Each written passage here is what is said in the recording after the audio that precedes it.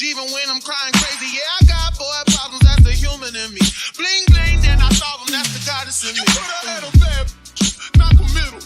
Help you with your career, just a little. You supposed to hold me down, but you holding me back. And that's the sound, I mean I'm calling you back.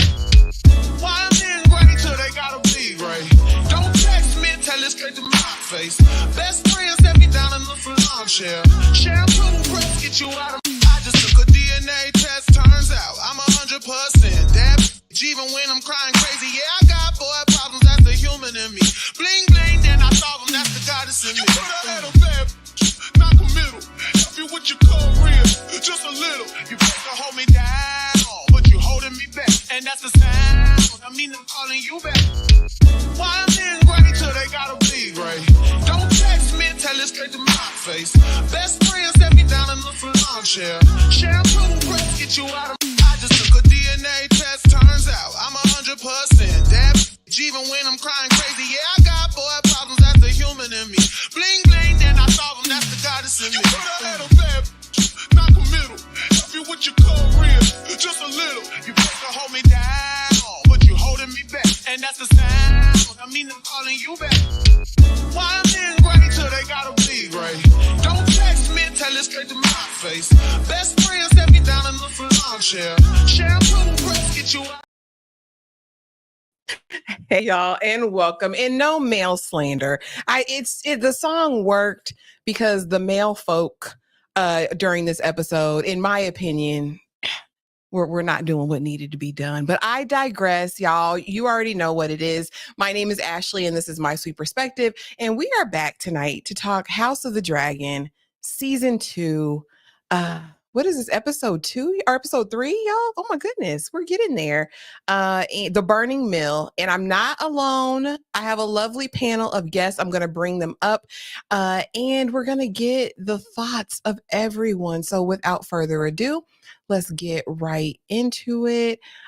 Coming to the stage first, we have Ms. D-Ray, half of the Horror in Hooch podcast. How are you doing tonight, Ms. D-Ray? I am wonderful. Glad to be here. I'm excited. I'm glad to have you. Next, we have Dom with Screen Static. Hey, Dom, how's it going? What's going on? Can't wait to get into this one. Oh, Lord. Oh. Kay, the other half of the Horror in Hooch podcast. How you feeling today, Kay? How you feeling? You're muted. Always on mute. Yeah, we gotta talk, Allison. We gotta talk about it. And will absolutely.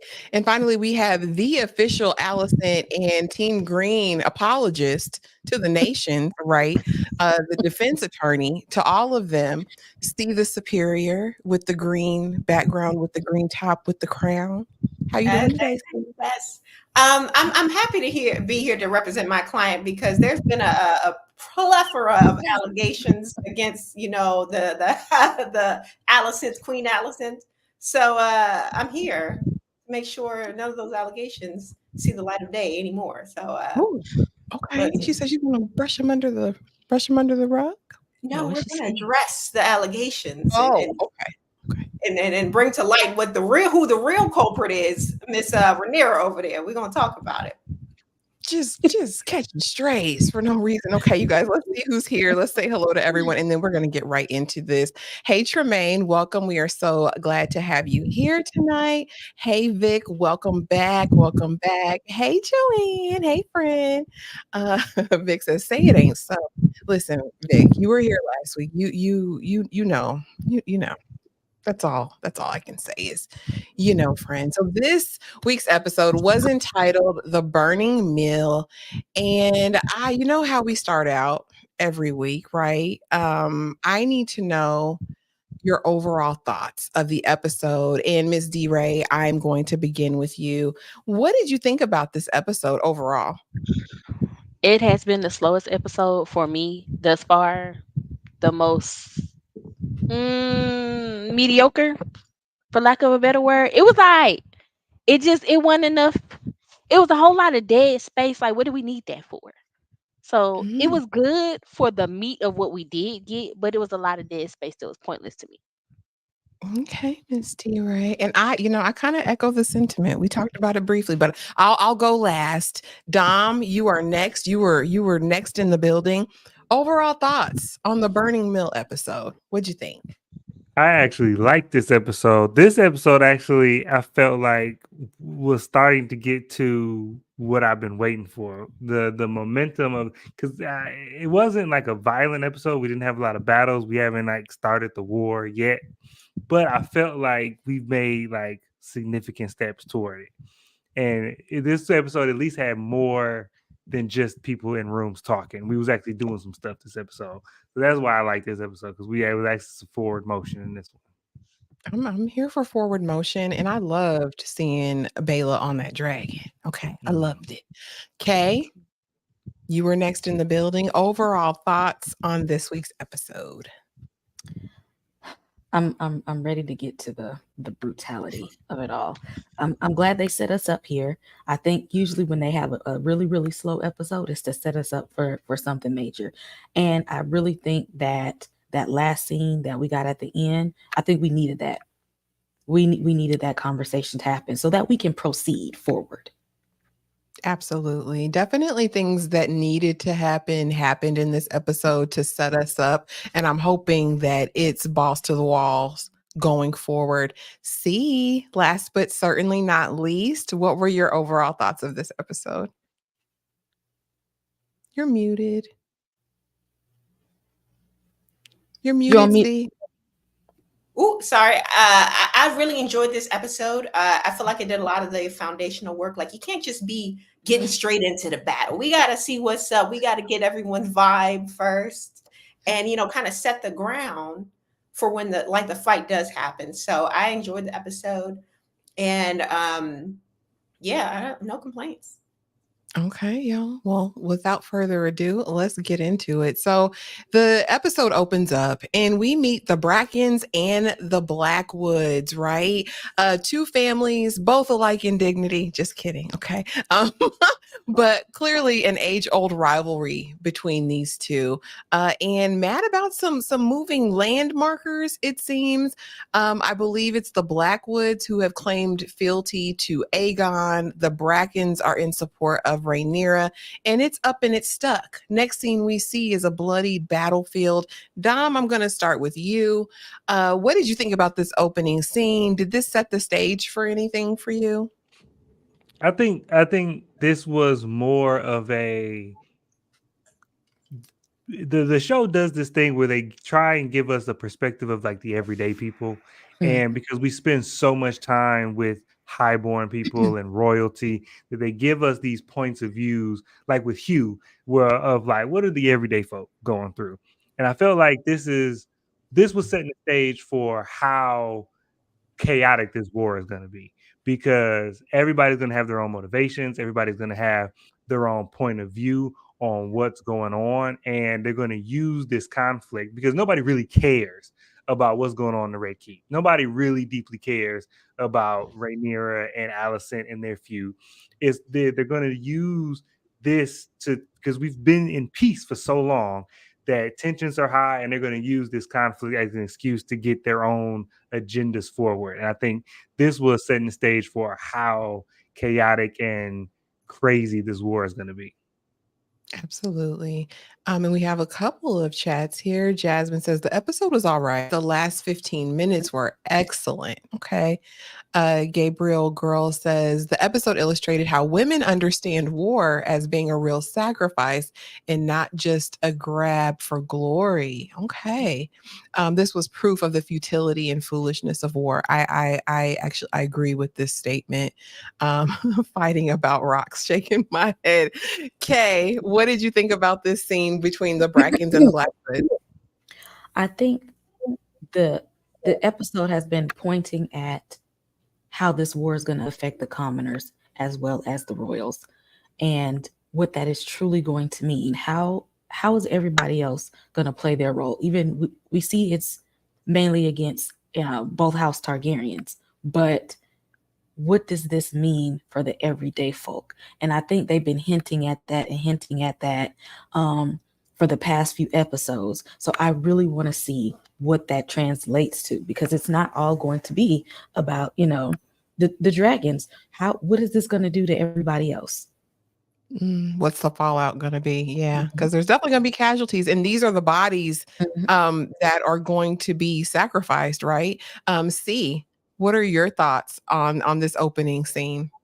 I loved it because we get to see how these this war among royals affects everyone, and it kind of puts things into perspective because these people they're not getting anything one way or the other. Whoever win, it don't got nothing to do with them because their life isn't going to improve, right? If we're being honest about it, but they're going to sit here and put everything on the line for this royalty who don't give two snaps about them. Very interesting. But I did like the fact that it kind of misled us with introducing these characters, because I was thinking, okay, we might see a little bit more of these folks, right? And nope, sure enough, dead as a doornail. Next scene. Miss D. Ray. I was kind of hurt by that dead as a doornail scene though, because I don't know why I had high hopes for, I'm not sure if he was the Bracken or the Blackwood, but the one with the longer hair, because he seemed so nervous and jittery, but it was really trying him. So I was like, when he dared him, I was like, yes, get him, just get him. And then that was the first head on the ground. I was like, dang, he Gone. didn't get him. Right. He wasn't ready. He wasn't ready. So I felt real bad for him, but like everyone's kind of said, it does show just the excuse for war in this scene. Y'all been beefing for ages, we find out later, and this just was a good catalyst to be like, okay, now I can give you what I've been waiting to give you. And so there's gonna be plenty of that throughout all the kingdoms. So they set it up as a good opener to point that out. Absolutely. And actually speaks to something that we see down the road. And we'll actually talk about Helena and her conversation with Alicent, because I think she's one of the only royals that we've actually seen empathize, but not only empathize, but have a true understanding of the small folk, right? And we'll get into that. But very smart on the behalf of on the part of the writers, I'll say that. And so meanwhile, at King's Landing, right? They get word of everything, and we're going to have a small council meeting. But first, we're presented with Sir Krispy Kreme. In all, the burden of his stupidity is heavy. It's on his shoulders. Do y'all see it? He's sitting there and he's Right. stressed out because not only is he still commander of the King's Watch, right? Which why? But he's also hand of the king. So now he got two jobs. Right.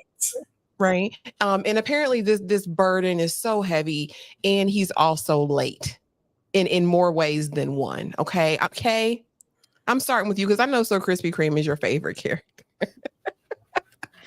So he thought cutting his hair was going to help him get into the role of a job that he's not qualified for. I'm like, is this going to help you prepare to do a job that you just know nothing about? Crispy, Sir Crispy. And then you in the small council room making all types of demands, like you just in there running things. Okay, he said, oh, his death is going to be so satisfying because okay, you barely know how to do your job as a knight. What makes you think you can do your job as the hand of the king? You really don't even care anything about Aegon in the first place. You got, Eric killed, by the way. So you just really just pretending. Look at him. He looks like he's pretending. You have no idea what you're doing in this role, sir. Barely. Okay. See, what about your people? Y'all listen, I said this a many times, and let me add this disclaimer every episode. I'm here for Alicent.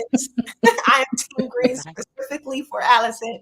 And now after this episode, what's his name? Armand. That's who I'm here for. Alicent and Armand. But yeah, Crispy, he just I like him less and less each episode. And honestly, through some part of season 1, I was trying to be here for him. I felt bad, like he done, risked it all for Rhaenyra and she turned him away. I felt bad for the guy. But he just kept that resentment, and it's making him into an angry man. And you can just see that if it wasn't for his place in life, like now he's the hand of the king. But as even Alicent's brother commented on later in the episode, we're going to touch on it, I'm sure. He came from humble beginnings, so he can only reach but so high, and it's all of this incel anger that he has, and it just makes him so unlikable. And I can't wait for him to slip up, that anger to trip him up in the wrong company, because it's gonna happen.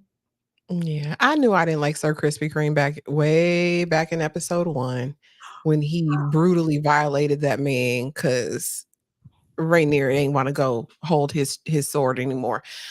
Miss D Ray, what are your thoughts of Man. Sir Crispy? What you thinking? What's going on? Sir Krispy Kreme is a woman scorned. Um, Mhm. his feelings were hurt in season 1 because he really wanted Rhaenyra, and I'm trying to be a queen, gone somewhere. And then he took second best with Allison, and now you the Hmm. stepdaddy that's Well, eating the kids' snacks while they in the living room playing, and you ain't doing your job. You ain't got no job. So Mm. when you finally get the job and you sitting at the council table, y'all over here having a lover's quarrel that don't nobody else know what that really is, and y'all mm, beefing about how to handle business because she done took your role away from you. That's all that really is, and you really don't know what you're doing. mm, Um, I'm just over him. I agree with Kay. It's gonna be good when he go. period. And we gonna get to the actual council meeting, but yeah, we're gonna talk about it. Dom, last but not least on this one. Look, Mr. Cole is he is actually interesting seeing how he got this promotion. He keeps falling upwards, and it's amazing to watch. Um, but and I know we'll get to the small council, but just in his position, this is how you see the difference in like one person can make, because he somehow is commander of the Night's Watch. I mean, commander of the City Watch and the Hand of the King. Imagine if Damon somehow became Hand of the King while he was head of the City Watch. You wouldn't be able to stop this man. This man would be incredibly unstoppable. But you'd have put the man child in those two positions, and he crumbling under the weight of all this responsibility. He can't even. He's just ill prepared. And I'm just waiting for the day he see Damon on the battlefield, because the day he see Damon on the battlefield is going to be a good day for me. Oh, didn't he? It gotta be Didn't Damon. Crispy already handed his tail in season 1? He done beat the That brakes was off. a tournament. We don't play them games. This is real life. He This got is to be on real the life. dragon, Damon. Then we can Yeah. see It's the like difference between boxing and a ring and come see me on the street. It's different rules out here in these streets. Tremaine says, I was hoping Bayla unalived Sir Cole with her. You will get to it. You're not the only one. I said, if you don't go scorched earth. I said, that's why I don't have a dragon, though, because I would be Damon. I'm burning everybody. Like, I'm taking it back. I'm taking it back in fire and in blood. Okay. Sir Krispy Kreme's death will be the sweetest. Chevy D. You're All not puns wrong. intended. Allison is the reason to have sympathy towards Shivy D, you Yes. have a compatriot because I have no empathy or sympathy for Allison. Allison's brother politely read Crispy and did, and we're absolutely going to get into that. Okay. Arrow says she is not like her daddy. Mm, mm, mm. He needs to suffer. He does. But y'all, let's get right back into it. And so this is the one that got me, and I'm gonna go first on this one, y'all, because I got a little something to say about that. Ain't no way you busting it down, open sideways, left and right for this man, and don't have any influence. The cat's bad.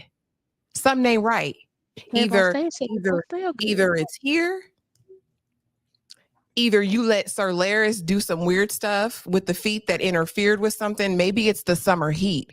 I don't know what it is, but there's no way that I am the mother, you know what I mean, the queen mother of it all, and you're bending me over backwards and you're acting like I'm not even speaking at this small council meeting. I can't abide it. And I'm going to start with you, C, the superior, because this is your queen. These are your people. Break it down for us, please. For me, in my opinion, it don't got nothing to do with the cat. The cat could be superb. It's all about her spirit, right? She was raised to have kind of like be in service to men, right? So it's not in her nature to she lets men run all over her pretty much, unfortunately, right? And Crispy, he senses that in her. He's already got this anger and he already mad at women, period, because of Rhaenyra. So he ain't about to listen to anybody for referrals, at least of all a woman. And she doesn't have much of a say in her own household. We saw that in the other episode where she was even mentioning to her father, like, hey, don't undercut me in front of the kids because they already barely even listen to me like this much anyway. They definitely about to just not listen to me at all if you keep doing that. So it's just unfortunately, you know, when people have like this victimhood mentality, which I'm not saying that that's what she has, but others specifically abusers, they can sense that about a person and they could take advantage of it. So she has this essence about her that says a man can walk all over me, unfortunately, and he's taking advantage of it. He don't pay her no mind, neither do her sons. And again, that's not Allison's fault. That's just how she was raised. She hasn't got over that childhood trauma, like I was telling y'all about. She need therapy, and you know that's that. I'm gonna just say this: Cersei would never. But Miss D-Ray, Listen, you're next, I friend. was What just say about to you? say that. I mean, I just women already have it hard. So, like you said, for you to be busting it down and get disrespected at the table when you have the superior title, so to speak, because sir, you was only the king's guard at first. Like you just got to be the hand of the king, and that's because my daddy was snapping with his grandson and he was angry. Like I don't. It ain't because you good at your job. So I don't know. Oh, Allison, this was never her role, really. It was just really was never for her. And she just trying. She trying. It never should have been. And so during this, and I will give Sir Krispy Kreme this. You know, he's moving too fast, but he had the right thought that we need to get Harrenhal and make it a stronghold, right? That's the place that everybody's vying for. So in that, he won't wrong. But the fact that Allison couldn't get a word, he wasn't hearing nothing Allison says. Dom, you're the man on the panel. I'm a hand this to you, sir. Let us know what this was all about. What was this dynamic? I'm gonna tell you this. Not only would Cersei not, but anybody that Cersei put it down on was eating out of her hand. Anybody that Daenerys put it down on was eating out of her hand. Daenerys took the whole Dothraki kingdom because she popped it open and busted backwards. And that's literally how she got respect for Khal Drogo, was how she put it down. She was like, I'm not finna lay here. I'm finna put it down on you. You finna show me some respect. That scene right there is what changed the whole trajectory of Daenerys Targaryen. So you can't tell me that the power of pushing P ain't powerful in Game of Thrones. And so Alicent just ain't got it. She ain't built for this, and it ain't hitting right. I don't know if she need to listen to some more Cardi B. It ain't working. And I think what it is she too vanilla. Like, she not letting Kristen do what he really want to do. Like, she in control. She telling him what to do. She got him on his knees. He don't feel like a man. And so if you don't make me feel like a man, I don't want to do what you want to do. And so she gotta let him do some weird stuff. That's the problem. She not letting him do the weird stuff the Laird was doing. You gotta let him keep the cape on when he do it. Like, that's all it is. Alicent ain't built for this. Alicent should be the most powerful woman in the Seven Kingdoms and Essos. Like, she got her son as the king. The dude that she's sleeping with has all the power. That's not the king. He's the most powerful person that's not the king with his two positions. And she birthed one came out of her and one's coming in her, and she still ain't got no say. It's unreal. It's unreal. There's no way Cersei would ever. So if Cersei was in this position, the show would be over because she would win. Period. Period. And Shivy D says Olivia Cook, Allison in today's world would be a trad wife. Kay, last but not least, what do you think? What do you think of that? And what do you think of this arrangement between she and Sir Crispy. Is the cat bad? Is that what it is? I need him to put some of that salty seasoning on some food because he didn't even have a look at her at small council. He's sitting back. He wasn't even sitting up straight. He just laid back in his little chair like this. Is what we're gonna do right here. Not that, but this the plan. We're gonna take these people over here. We're gonna leave this dragon here. Just you too comfortable. Why you that comfortable? That's not your house. You not the king.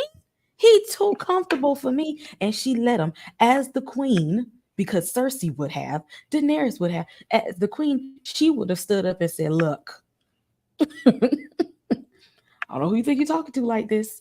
But no, she just sat there looking at him all bug-eyed and whatnot. Ma'am, use your power. Okay. That's why Rhaenyra need to take it away. Because you ain't even doing what you're supposed to be doing with your position and power. I agree. Steve Smith says, yeah, Cersei would have crashed out at that council meeting and would have. Period. Absolutely. Did everybody get a chance to go before we go to the next slide on that? Yeah. Did you go, Miss D. Ray? Yep. Okay, perfect. I just wanted to make sure I'm not missing anybody, y'all. Okay. So here's the thing, right? We already talked about their plan, right? They're going to ride out. Sir Crispy is going to go have a scouting party to go and try to take Harrenhal because that's the stronghold we need, because we find out later that the Riverlands is the biggest army that's undeclared. So whoever they declare for is going to have advantage, in the war. And so now we're at Dragonstone and we see the women, right? We see the women's. We see Rhaenyra, Baela, and Rhaenys. And I'm calling these ladies the trifecta here. If I can get Rhaenyra to put her big girl panties on, like I need her to do, which I hope the end of this episode is going to trigger that, because she's been mealy mouthed up to this point, and I don't like that for her. But she, Baela, Rhaenys, they're talking, and the men are over talking them, right? The men are over talking Rhaenyra, and they're talking about what their plan should be. And Rhaenys is kind of cutting her eyes at everybody, and she's like, "This is y'all's queen. Like, what? You have to listen to her, guys. This is not that." But I do think that if these three women can get on the same page, they would be fierce. I honestly want Rhaenys to be her hand. I think that is the most appropriate way to maneuver this, because the queen that never was is giving more queen than any of these other ladies thus far. I get it's Miss D Ray. It's back to you. What are your thoughts on this dynamic? What do you think about these three ladies? And what do you think about Rhaenyra as we see her right now? Kind of trying to find her way, not really asserting herself fully. How do you feel? I was underwhelmed by her at all of these round tables, because she showed her nerves, and I ain't like that. She was thinking too long in their face about what her next words need to be, and she just looked scared. And so the men smell the fear, ma'am. You can't show them you scared, because now they're gonna try to overrun you. So that disappointed me. Bayla is about to be one of my new favorites. She finna show us something. That one scene on her and that dragon was enough for me to be like, okay, I got to watch her for the rest of the season. And I do think that she is going to be a important game piece. Because she got the heart for it. And she also has a little wisdom, because in that scene where she's talking to the other sister, and she's like, hey, you got a role to play. You're gonna be all right. Like, she has a little wisdom in her. And then of course Rhaenys, I I really wish somewhere in life they hadn't overlooked Rhaenys, because she probably was the queen they needed. But Period. Rhaenyra got to listen to her, and I know she does take her into counsel, but I think she should talk to her a little bit more. And she needs to see the eye contact across the table, man. Pay attention. She be trying to guide you and help you, and you be looking crazy. Um, but I just, yeah, Rhaenyra need to put her big girl panties on. We need to see some dominance. She need to channel some Lady Mormont, because that little girl from Game of Thrones had some gangster. I need you to get some gangster in yourself, and Period. set them down the way she did. Because that's what it's gonna take. And we already know Absolutely. Damon don't respect you, so you Ugh. gonna need to gather the other underlings, because you ain't got the big dog. Okay, Dom, take a look at this comment and let me know your thoughts on this power dynamic with Rhaenyra, Bela, and Rhaenys. Oh yeah, that quote from Olenna is one of the quotables from Game of Thrones from OG, and Olenna is an OG, and put some OG, respect on her name and post some out for OG Olenna. I want Cersei to know it was me, like that. Oh, don't play on with Olenna's name, but Rhaenyra in these episodes is the product of a problem I had with season one. And because in season one, after Viserys stood on the fact that Rhaenyra was going to be the heir, and he was like, "You will not be usurped. You my heir. I'm declaring it." There was nothing. We didn't really see a lot of preparation of her to be queen. Like we didn't see her go to any small council meetings. We didn't see her just shadowing Viserys. We didn't see the preparation. She was very studious. Like she read and she studied and she knew her history, but we didn't see any, like she wasn't at the petitions. Like we saw, like when the townsfolk come, the petitions came. We didn't see Rhaenyra really training to be a ruler, and now we're seeing kind of the product of that is like when stuff hits the fan, she's not necessarily indecisive, but she's not projecting strength and she's not projecting confidence. And like Ms. D say, they smell it, and you got to. And at this point, I don't know what shakes her at this point, what pushes her to action, because they usurping her throne didn't push her to action. Them killing her son didn't push her to action. Now we got all of them sending an assassin didn't push her to action. So I'm like, at what point are we going to get the dragon? At what point are we going to get Rhaenyra Targaryen, first of her name, Queen of the Seven Kingdoms? I have yet to see her show up, and at this point, she got to, or give it to somebody else, or just let Allison and the Hightowers and the Greens just stay over there, because you tripping, you playing on your own name at this point. Dom tired. He said, "Listen, Rhaenyra, he's tired, sis. I need you to get it together." And I feel the same way. Kay. I hope that last conversation pushes her to that anger we need. She need to have that good old fashioned Targaryen dragon anger, and she ain't got it yet, but she needs to have it. Okay, she should have had it after Luke died, but I need her to have that, and have the. You know what? She need to have the spirit of Daemon at this point, because that's what we need to win the war. I need you to get on the same page. I mean, I know he a little unhinged at time, but he got, he's thinking in the right direction. At this point, she need to get on his level. Okay, ain't no niceness in war. How you gonna be nice and have war? That's not how it works, Rhaenyra. Not how any of this works. See?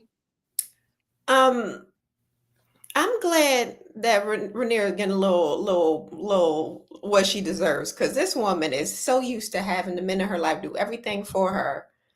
It's ridiculous. She can barely make a decision. Grew up in around her father making decisions her whole life, and here it is, her time to shine, and she don't know what to do with herself.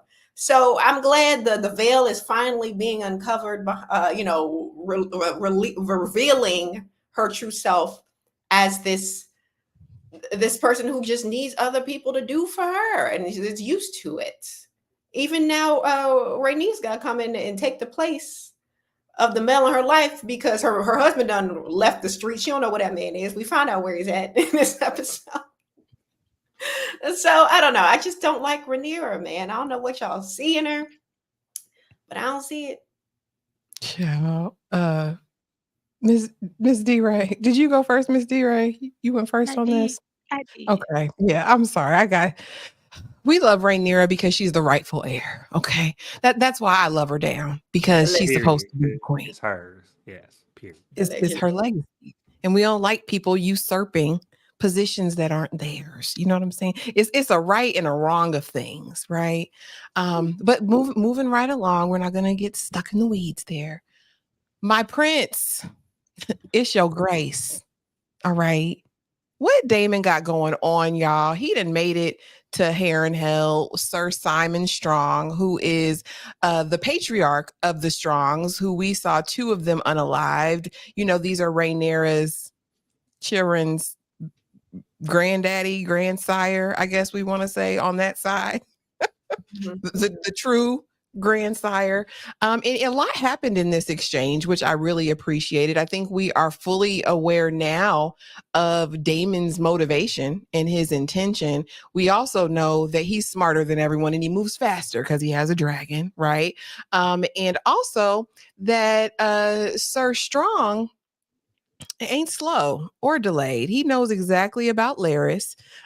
He knows everything that happened, and he's no fool because he said, "Damon, I'm not trying to poison you, bro. Like, what you want? You want my fealty, your grace? Absolutely, whatever you need. But this lady in black." This black-haired woman, this I don't know if she's into witchcraft or wizardry or what, but we got a dreamscape, we got some weird vibes. You're gonna die here. And we know Heron Hell is a cursed castle. Dom, I'm starting you with you. What are your thoughts of this scene and Damon's experience at Heron Hall with Sir Simon Strong? So I got a master's degree in creepy women on screen.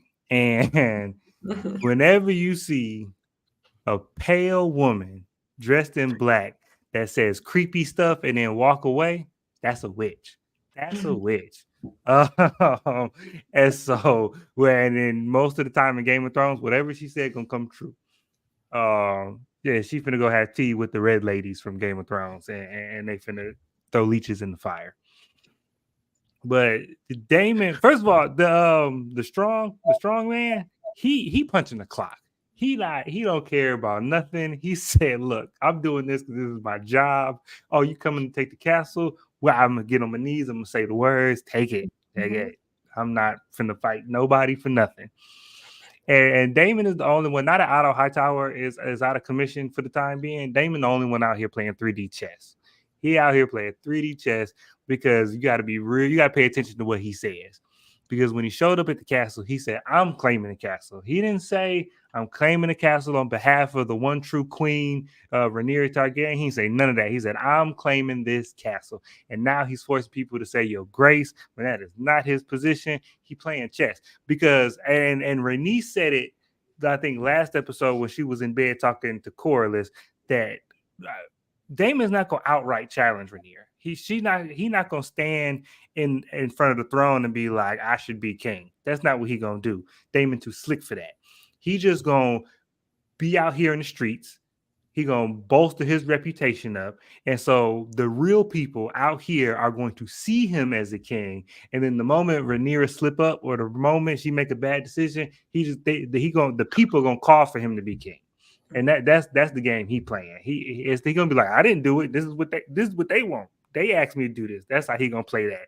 And then I halfway want it to work because Rhaenyra tripping out here in these streets. So I halfway want Damon to go ahead and take over because that's who we need to win this war. You know, I want to say you wrong, but I can't say you wrong because here's the thing. Even in the conversation with the sea snake and Rhaenys while they were in bed, post-coital bliss, you know, it's something about seeing Daemon at Rhaenyra's side that makes her more palatable to the people, right?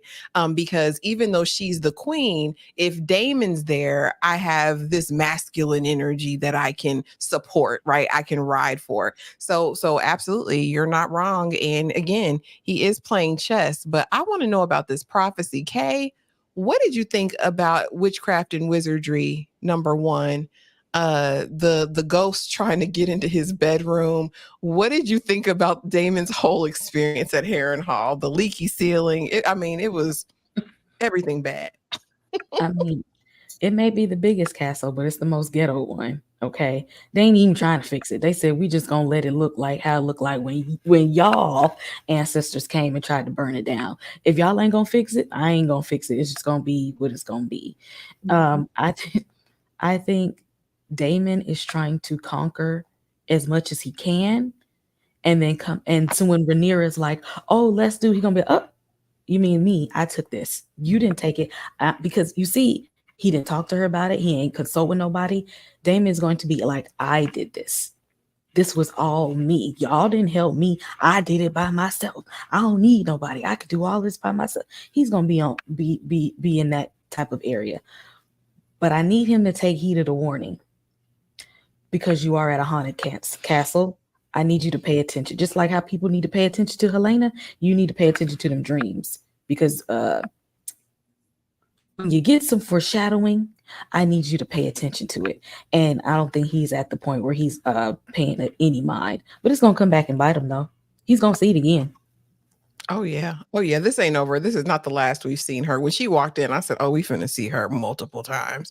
See, what were your thoughts on the cursed castle and Damon's moves? Damon a snake, always gonna be a snake, always was a snake. He can't get it together, not even for his sister, not his sister, his niece, wife. He can't even get it together. And this older man, I forget his name, the one who's a leader of the castle. He's like, yeah, whatever you like, whatever you say. I don't know if that's an act, because is it just gonna be whoever rolled up first? It would have been whatever they say do. Like, what's really, where do your loyalty lie?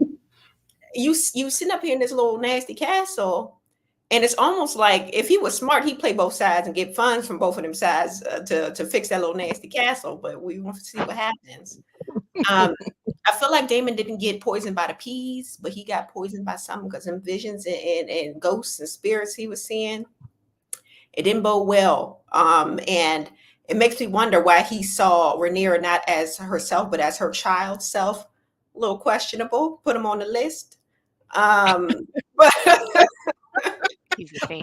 You're not wrong. You're not wrong about that. I don't know. I feel like Damon just got to get the heck up out of there. It's not boding well for him if he wants to live. Okay, Miss D. Ray. A minor. Right.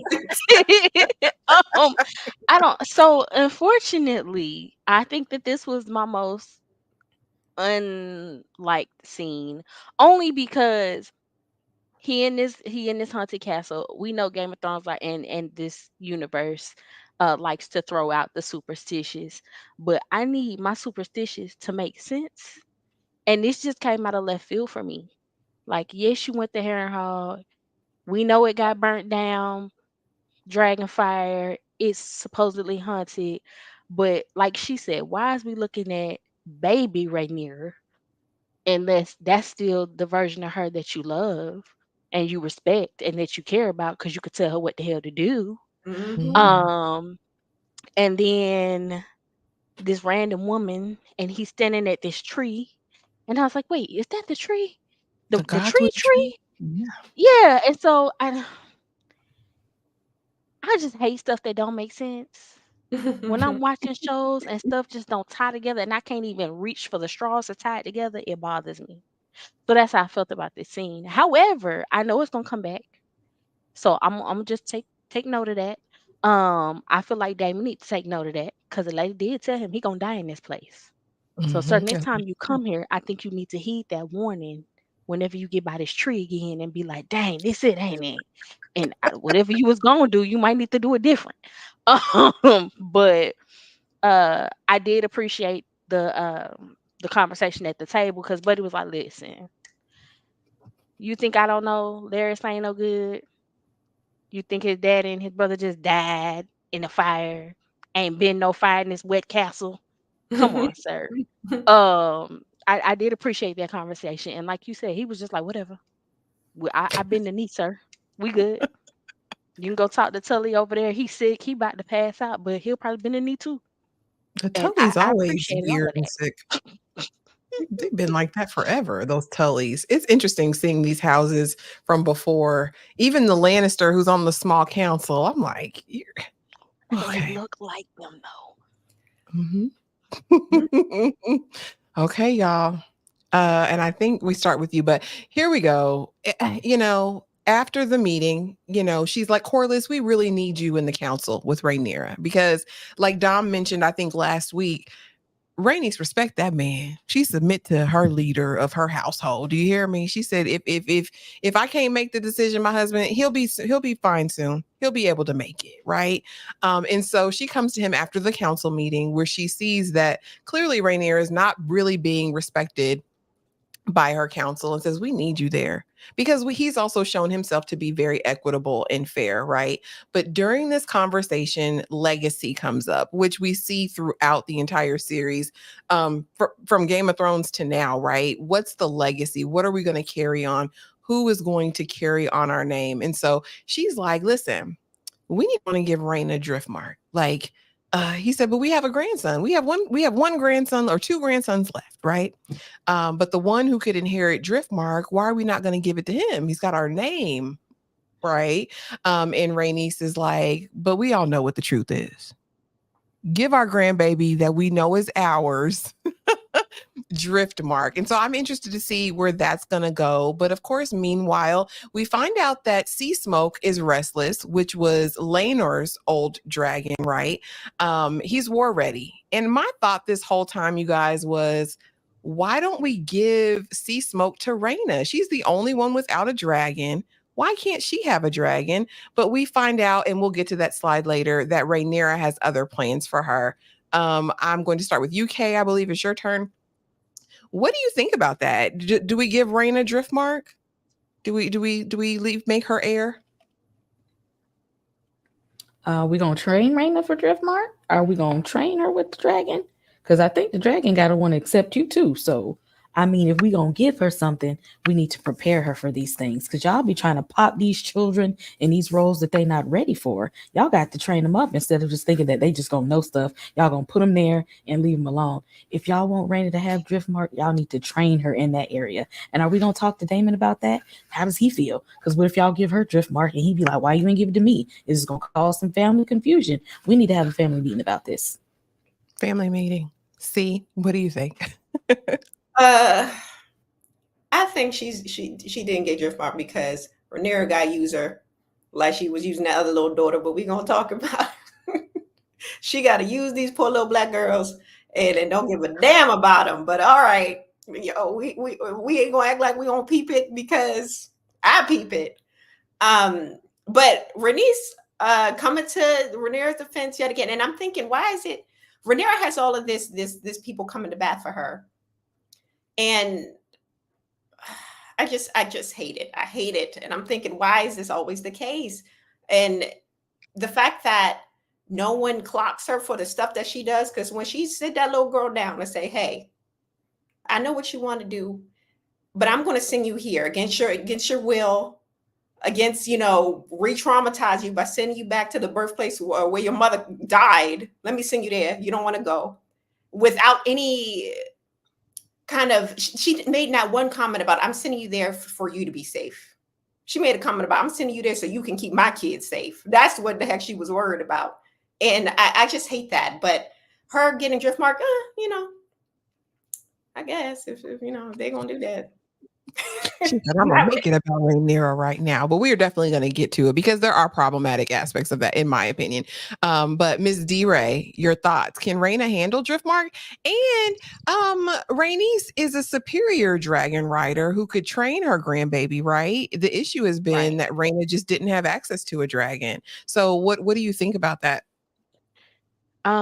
So giving her Driftmark right now, I think would be a disservice to her. Like Kay said, she got to get some training. She got to get a dragon. She got to get some know-how.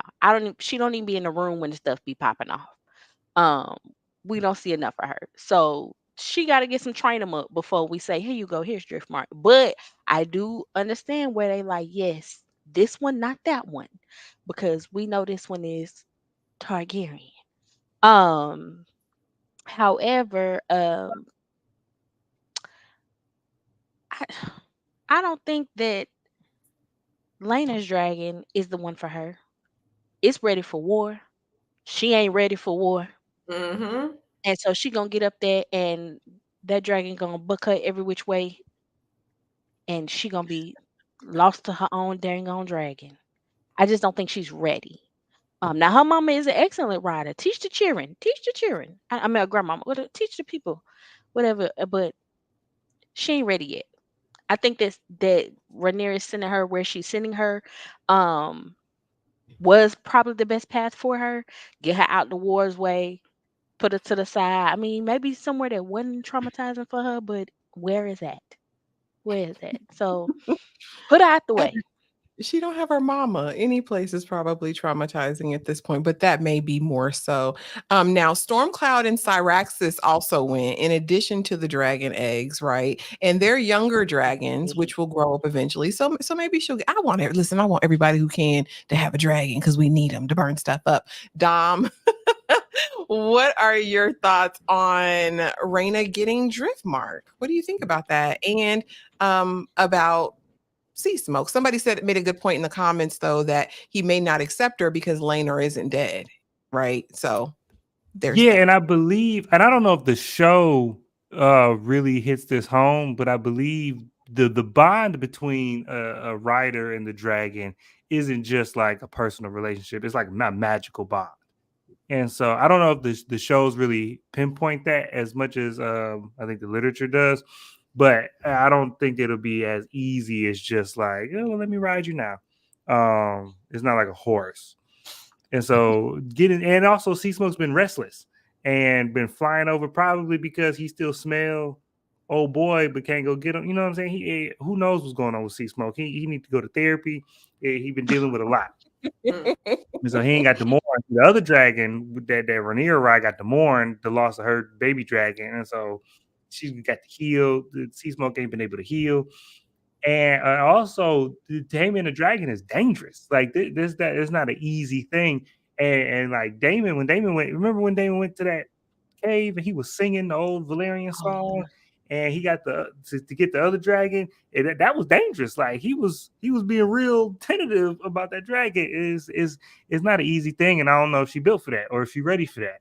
You know, and so and also I think that where they sent them, I'm worried that some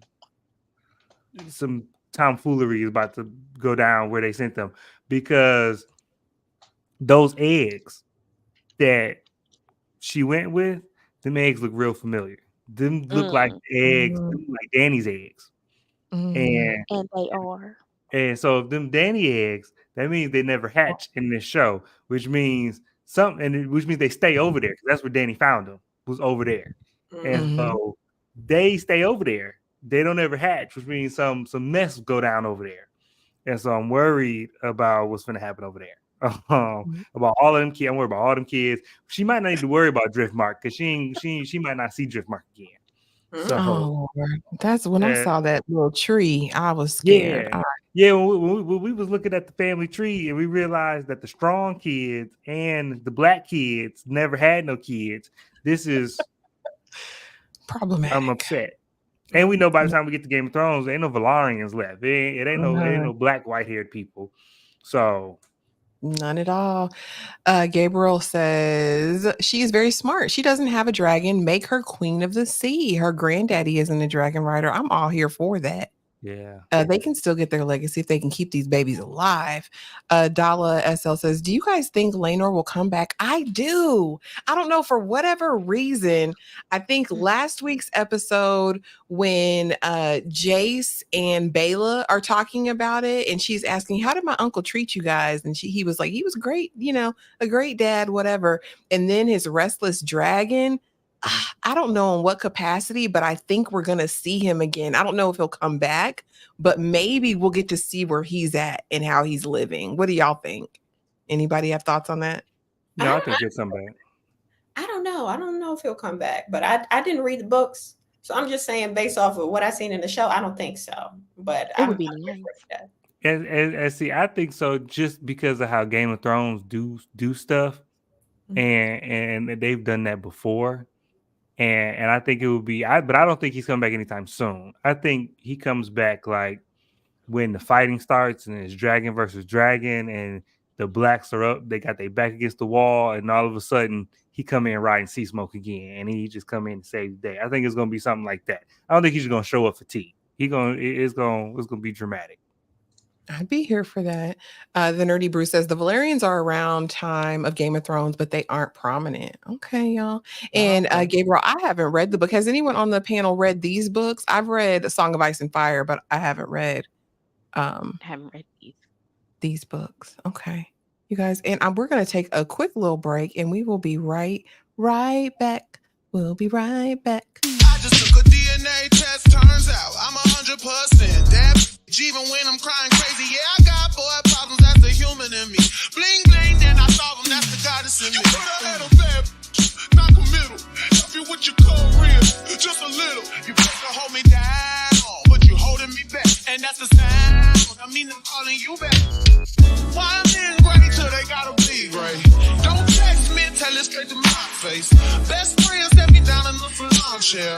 Shampoo press get you out of. I just took a DNA test, turns out I'm 100% that bitch. Even when I'm crying crazy, yeah, I got boy problems, that's the human in me. Bling bling, then I solve them, that's the goddess in me. You put ahead of bad bitch, not committal. Help you with your career, just a little. You supposed to hold me down, but you holding me back, and that's the sound. I mean, I'm calling you back. Why men great till they gotta be great? Don't text me, tell it straight to my face. Best friend set me down in the salon chair. Shampoo press get you out of. I just took a DNA test, turns out I'm 100% that bitch. Even when I'm crying crazy, yeah, I got boy problems, that's the human in me. Bling bling, then I solve them, that's the goddess in me. You put ahead of bad bitch, not committal. Thank y'all so much for being here. Be sure to like in the chat. Make sure you're interacting with us. Share, do all the things, y'all. We are so happy that you guys have been here with us for the past couple weeks and are here with us tonight. And we hope you come back next week, y'all. But let's keep going because we still got more. Helena, who I always say, you must listen to Helena, right? Every single time she's going to drop some nuggets of wisdom. And this time was no different. She says, you know what, Allison? Because Allison comes in there, mopey as usual, and she says, you know what? I forgive you.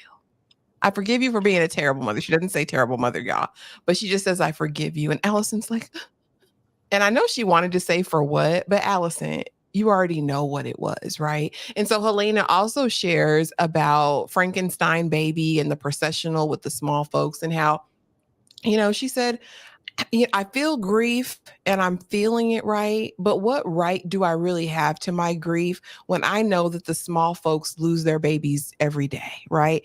And this again is the first time, and we alluded to it at the very beginning of this live, but the first time that we have someone of nobility that actually is considering the small folk and what they may be going through and experiencing in their daily lives.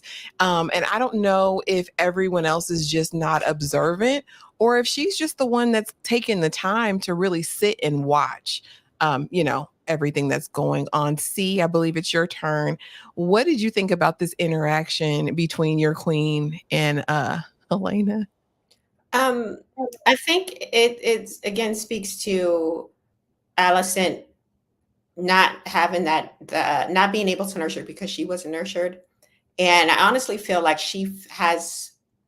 feels like she's more in a safe space with and around women.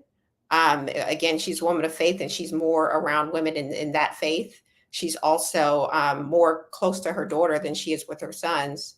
And we can even see with her friendship with Rhaenyra when they were younger, she definitely kind of has like more of an affinity towards women, I feel. And again, it could just be because the men in her life never showed up for her, but here we are. I do think it was when her daughter did forgive her, we saw that she was speechless because it's something that she's wanted. I said in the other episode, when we see it in her face that she wants to be this nurturing person to her children, she just doesn't know how. So it's a relief that her daughter is kind of sees that in her as well and is able to facilitate that for her. So I thought it was a really good scene. Okay. Helena's real nice. She's real nice because Allison don't deserve her forgiveness. You made your daughter sit there and marry her own crazy ass Chucky looking brother. Okay, you don't get no forgiveness from me. You was over there, at the rodeo show with the person who's supposed to be guarding us. You don't deserve nobody's forgiveness right now, Allison. So she should be happy that she has precious little Elena and guard her with all the things. Because Allison, no, you no, you don't deserve nobody forgiveness. Now, because you still doing messed up stuff. You ain't learned yet. Okay, Miss D Ray. What do you think I'm saying? I I myself did think the forgiveness was, I know you was laid up while my baby got, and the man who's supposed to be protecting my baby was in here with you, but I forgive Mm, you anyway. I really thought that's what that was about.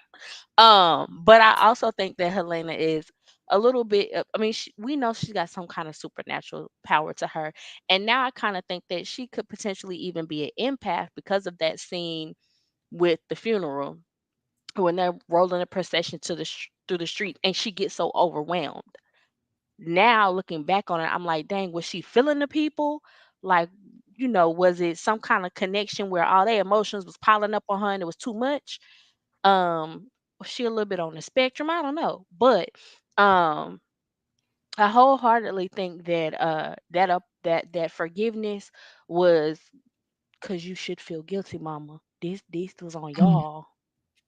mm. Um and the root of this was also on you. And I done warned y'all time and time again, and y'all don't be listening when I say the rats and the dragons under the building. Y'all don't listen to me. So I forgive you for not listening to me. Cause this on y'all.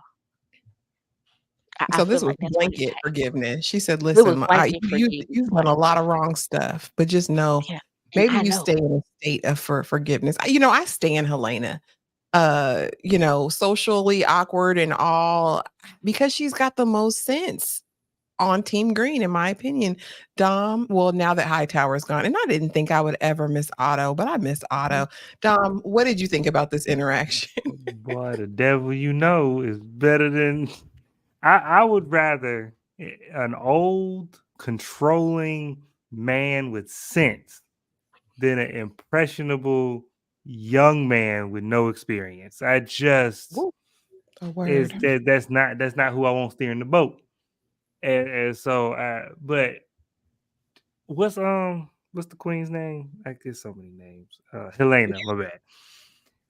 Helena is gonna be the caution. I'm telling you, Helena just all she is the only person who read the books, and she's just inside the show. So she gonna keep giving people spoilers, and they're not gonna pay attention, and they're gonna keep dying. I don't think they'll ever. I don't think we'll ever get to a point in the show where they be like, "Hey, she be spitting. Let's listen to her." We'll never get there. I don't because at that point, because could you imagine how would the shift of the show would be if they like, oh, she could tell the future. Let's listen to her and like actually move on that. Who? There's nobody except Allison that cares enough or puts Helena as valuable enough to believe anything she says. I don't Mm, care who it is. One, because she's a woman. Two, because she's on the spectrum, and three, because she's still a woman. And so there's nobody who's gonna give her words any credence, especially not her husband brother. Um, but I think for us, the audience, she'll still be. I think she'll be like what they were trying to make Bran in regular Game of Thrones as like the mhm, person who deserves the most, like the actual the best true person on the show. I think that's what they wanted to make Bran is like the best. You're the actual good person on the show, and I think they dropped the ball with the execution with Bran. But I think that's what they're trying to do with Helena. Like Helena is the purest person on the show. She's the actual good person on the show, mhm. and she deserves all the good stuff, and she won't get any of it. Like I think that will be her function on the show. Just heartbreaking. Darth Revan says, it's very interesting to see this Helena reason through the death of her son because in the book, the poor woman falls into despair and never recovers. Wow.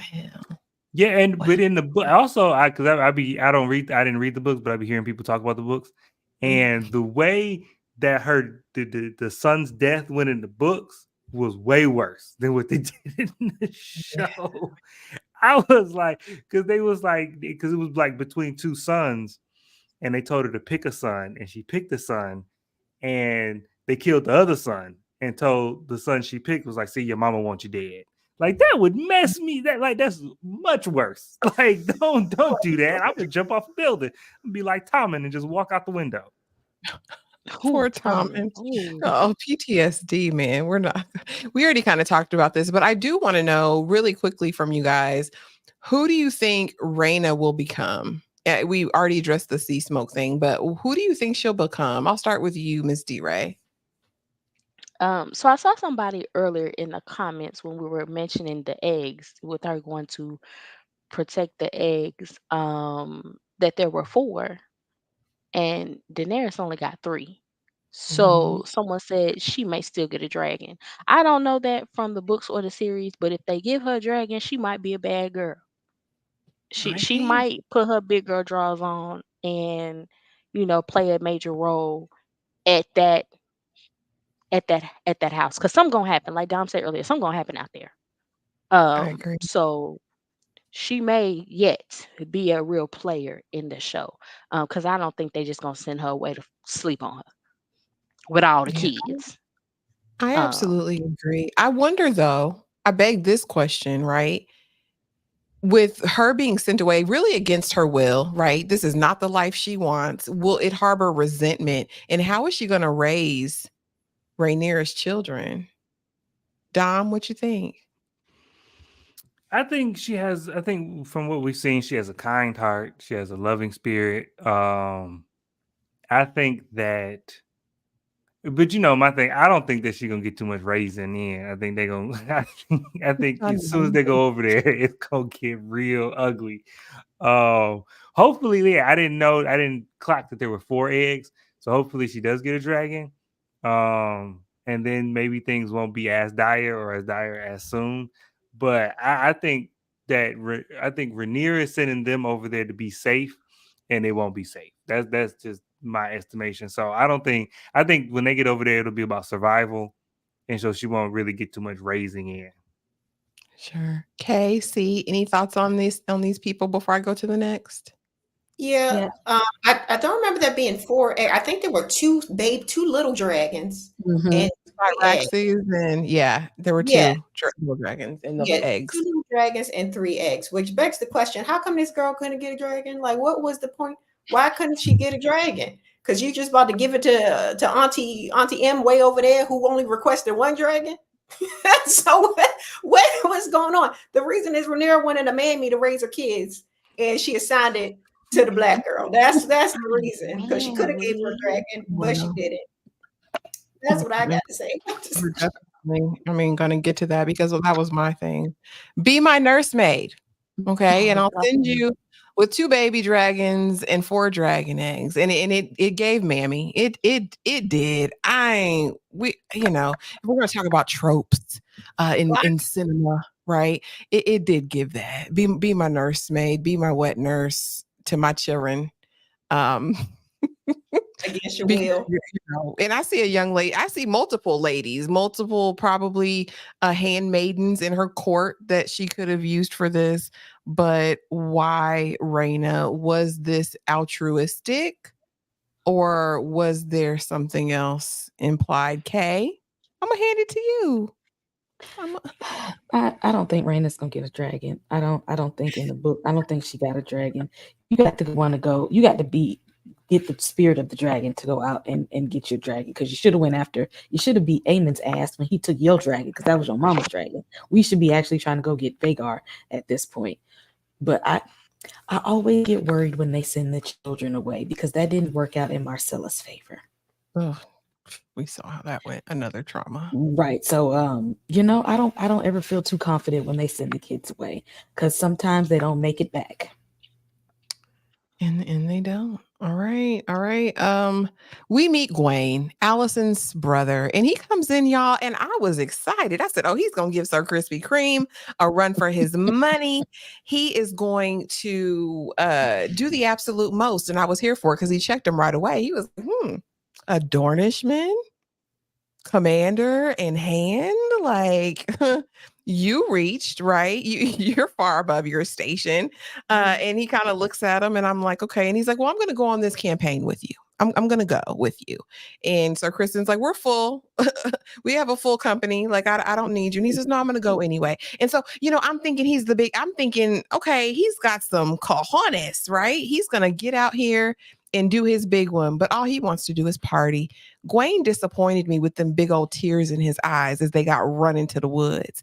I felt some kind of way, if I can be honest with you. I ain't like it one bit. See, I'm gonna start with you. What you think about your queen's brother, friend? What you think? I'm hoping that he's just as big of a snake as Damon, that he's, going to surprise us with some conniving situations because he clearly don't like Christian, and rightfully so. And I feel like this is just a plant. He's a plant in the garden, and he's about to put something in on Christian. I don't know if he's going to frame him for something or like be sowing seeds of doubt in the army that they got there, but he definitely ain't come to play. He's just a little wet around behind the ears, but that comes with time. We'll see what happens. Okay. I wonder, is he gonna be the one to figure out, the stuff that's going on between the two? Because he looked like he got an eye for just reading people and body language. So I would like him to figure that out and report it back to Otto. Go ahead and do that. Put that bug in his ear, and then because Otto will snitch anyway, because he gonna make what happens needs to happen. So I want him to notice something. Go back and tell your dad, and let Otto do what he do best. That part, because he made it known. He said, my daddy been hand of the king for multiple kings, and you just came in and okay. Miss D-Ray, thoughts on Gwaine? She stole the words out my mouth. I want Gwaine to be the one to be like, sir, is you with my sister? Cause no. And then he need to get him the backhand of Sir Krispy Kreme. But the way he ran through the woods don't give me the confidence that he's that one. When he wanted to, go party it up at the tavern, he just seemed like a butthole. Like he just you that frat boy. I know I didn't have frats back then, but you know what I mean. The jock type with no personality, and you big stuff because your daddy named Hightower. He really was giving me that vibe at that moment, and I was disappointed because I thought she was gonna come in here and run some stuff.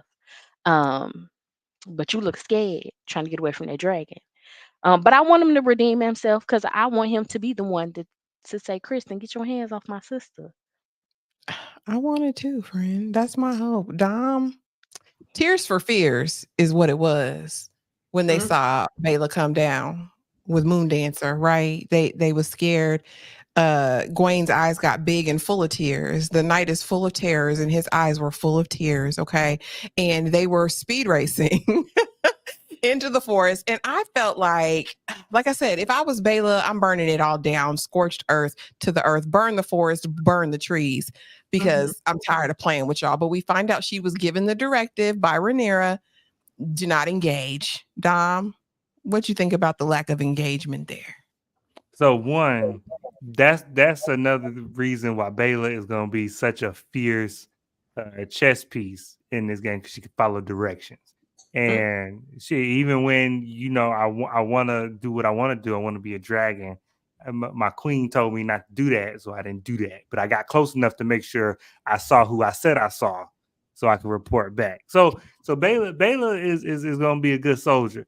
Now, y'all not gonna hate on Sir Gawain as hard as y'all hating on him, because if you got a fire-breathing Godzilla Right. flying towards you from the sky, and remember, this is medieval times. This is fantasy medieval times. There's no planes, there's no helicopters. So the only thing that big in the sky is breathing fire and eating you. So when you got that on your ass, you got the hard ass. Like that's not. That wasn't. They were just being good soldiers. Good soldiers know when to retreat, and they got the safety. And don't hate on Sir Gawain, and don't hate on him because he don't want to sleep on the ground. If we ain't got to sleep on the ground, why would I sleep on the ground? It's 2 miles down the road. I can sleep in the bed, but you want to sleep on the ground. Why would I do that? It's not. Sir Gawain is a church mother. At the end of the day, he is a Baptist church lady, because the way he showed up and was the way you was being polite but throwing shade, but I'm gonna stand on my business and I'm a Mhm. little rude, but you can't say I'm rude because when you tell other people what I said, when you retell it, it gonna sound like it was nice. So only me and you know I was being rude. He's just a church lady. That's all he is. He's just a church lady. Oh my And he a little God. petty. You know, the high towers always got their pinky up. So that's all it is. Leave Gwen alone, man. Leave Gwen alone because Love he steam pressed his cake. That's all it is. Don't be mad. the Nerdy Brew, and shout out to you, the Nerdy Brew. If you're not following him, go follow him. He's got some amazing content. Damon messed him up in the tournament in the last season with the javelin. Okay, but here's my thing: it wasn't so much the runaway; it was the tears for fears that got me. Darth, I agree. Gwen is giving Theon Greyjoy vibes. That's It's it. giving That's wild. Theon. That's cold. That's a It cold is. thing. I mean, I'm but glad he they're giving. snitched when it was time too. Okay, that's what we need. We need somebody to clock the tea, and we need a little snitch when we need to. He's gonna do his job, and then after that, he can go. But he got one job only right now. He's entertaining, if nothing else. I felt like the brother peeped it when she gave him that handkerchief because she did give her favor out of her bosoms, like he deserved it. Nah, I was about to say a word. I'm not giving you my favor, how you did me in this council meeting. Why would I give you anything? I ain't never asked you for nothing. I ain't never asked you for nothing. I don't know. I Okay. think she asked But he for was that scared treatment straight she when got he in seen that that other dragon. episode. That's what he said. Anyone have any more comments on Gwen running for their lives in the forest? Okay. Let's see, honey, because okay. This is the one I really wanted to get to, y'all. Who the is off? Is he a liar? He claims to be the bastard brother of Damon and uncle to Rhaenyra and Aegon, honey. Running his mouth, talking big ish to all the boys. I'm the bastard son of Baelor. And is it Baelor the Blessed? Right? That was the king. I don't know if this is the same one because they reuse the names all the time. Um, but he's telling all of his comrades in arms, that. And then Aegon comes in with the frat boys ready to buy the bar. And it's like, oh, my Lord, your grace, my king, all of that. See, who's off? Do you believe him? I don't know the way he, yapping at the gums. I'm prone not to believe him because if that's the case, you telling the whole world you would have been out of here, right? Like all the stuff he was saying. Um, but at the same time, it's like you never know because these stories are kind of like hearsay as is written in the book, as I've been I'm hearing, and you never know what the real truth is. So he could be, but he isn't going about it the right way. If he is, it's like he's just in there drunk gossiping with his boys, doing too much, revealing too many secrets if it is a secret, and you can't even tell by the hair. It's like, okay, is it gray, is it white, like what is it, what's going on? It's just, so I'm not sure, honestly. I'm not sure if I believe him or not. Okay, Kay, what about you? What you think?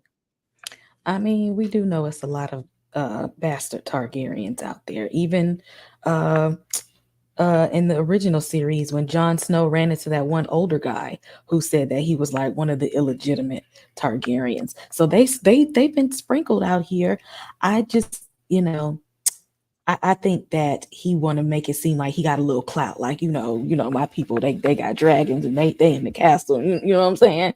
And like nobody cares because obviously they're not claiming you. So let's not tell anybody because they don't want you. Okay, you're not coming over there. You're not invited. You can't sit with us. Miss D-Ray. So I think he may be telling the truth, and the only reason I say this is because he made it a point to say he was a bastard, and there is a actual Baylor the bastard maker in the Targaryen line. I don't know if that's the Baylor they talking about, but that would make a little sense, I think. Now I ain't go back and look at the timelines and the charts the other day to verify. I didn't do that last night. But I don't. He might not be lying because, like you said, the Targaryens like to tip around a whole lot, and it's a couple of them that didn't get the hair because if it wasn't incest, you took out the amendment. So we're gonna see where he come from. I think he might play a role because it just doesn't make sense for him to just be there in the tavern, and then that other girl was in the tavern too, uh, from from season one, that old boy mistreated. So I think all these little spotlights on randoms mean something down the line. I do too. I'm inclined to believe it, Dom. What you think about Ulf? Oh, I think we got to remember that so it's two things. So one, yeah, sometimes being a bastard, the show is like, oh, if you're a bastard, your life might be in danger, so you would want to keep that under wraps. But we gotta remember that every bastard isn't like Gendry. Gendry was like, don't say I'm a bastard. I'm not a bastard. I'm not. I just make accents. Is what I do. So, but not every bastard is like Gendry. Some people see the off to me because especially because of his age, he was like the star football player. He was the Mm. star football player in high school or in college. Like, yeah, you did all that stuff. Yeah, you ran for 3,000 yards in your football career. You did that. That was 30 years ago, my boy. It's time for you to stop talking about that. Like, that's what it was. That's what it looked like to me. Like, yeah, he was bragging on his one claim to fame and his one piece of social currency of that I'm a bastard of somebody from like 2 kings ago. So I think that, and I don't think that we would be focusing on these characters if they weren't going to play a major role down the line, like between Ulf and Hugh.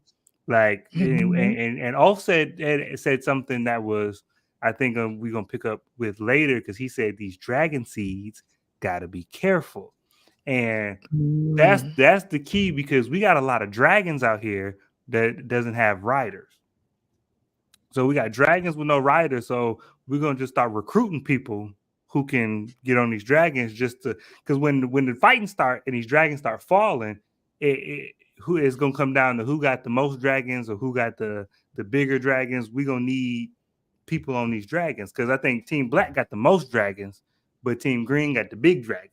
So so when they try to equalize this, they're gonna start recruiting everybody, especially when Rhaenyra's kids start tapping out because we know they ain't gonna make it. But Oh, Lord, the pain of it all. I'm saddened by that to think about. Not, Child, listen. not the wow. you made that cloud As real Ulf, big too.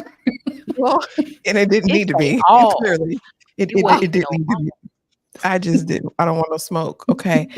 I didn't need to see all of it. After Ulf is running his mouth, Aegon enters with the frat boys, because he needs to. At first, he says, my squire, he hasn't gotten any. We're going to get him laid tonight, right? And the king is like, Aegon is like, he took a vow of chastity. And we're like, shut up, Aegon. And you got kids all over the 7 kingdoms, right? And so he ends up taking him out tonight. So they go to the bar first, but then they go to the pleasure house and he's opening doors indiscriminately, right? Taking sheets and curtains down and seeing all kinds of redress. We saw bobbing and weaving, people talking on the microphone loudly. We saw threes and memes. We saw everything, y'all. It was explicit. It's explicit. What we saw. And then we get into the final room. Eamon is there with his granny prostitute, his granny hoe. Okay, in there, curled up in the fetal position as he is, as she rocks him to sleep, and he is butt booty hole naked, right? This was the hooker that Aegon was looking for exclusively for the squire because apparently she breaks in all the young men, right, as they go along. And when Aemon got up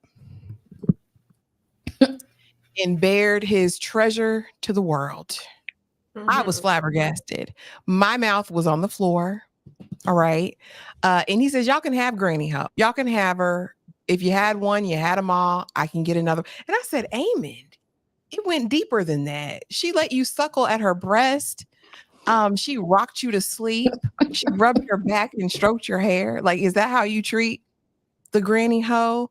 Um, I Miss D Ray? Um, I Oh, was disturbed. I was disturbed, and I'm gonna say this, and I'm not being funny.